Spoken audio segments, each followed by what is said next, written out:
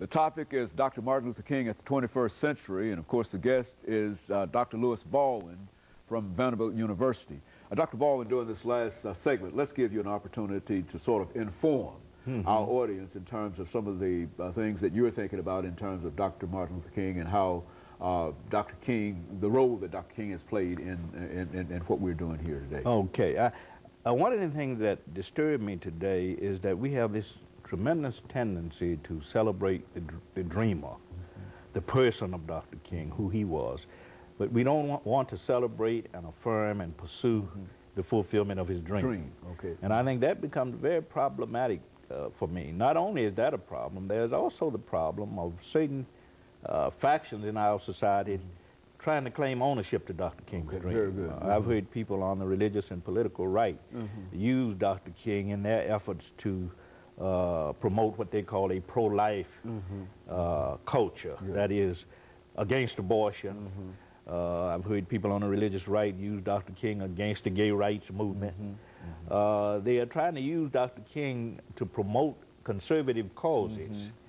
But you never hear anything about race, you never hear anything about economics, you never hear anything about peace. So they have a very limited perspective on Dr. King. I think there's the need today to recapture a sense of who Dr. King was, what his dream was about, and the kinds of tactics and methods he employed in the pursuit of that dream and the fulfillment of that particular dream. So the problem today, I think, adds up to a distortion of what Dr. King was, what he was about. And in many cases, we are too prone to celebrate the dreamer without celebrating the dream. You know, Dr. Baldwin, what we always try to do is to have our guests to say something that would be beneficial to the young people, because of course not only would it be beneficial to the young people but older people as well.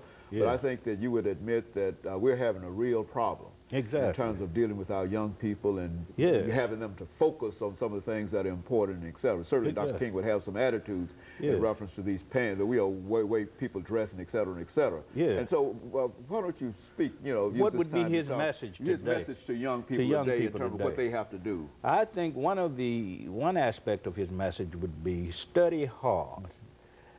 Dr. King was an intellectual. You may think of him as an activist, a civil rights leader. He was all of that, but he was also an intellectual who took the academic life very seriously. And in his own speeches and letters to students, he encouraged them to study hard. That's one thing he encouraged them to do. Secondly, to avoid too much obsession with materialistic values. Very good. Because our young people are concerned about materialism. The price of clothes, the price of our sneakers, expensive clothes, expensive jewelry, that kind of thing. Dr. King was not about that. He said that materialism shouldn't be very, very important in our lives. We all have things, we all want to own things, but spiritual values are much more important.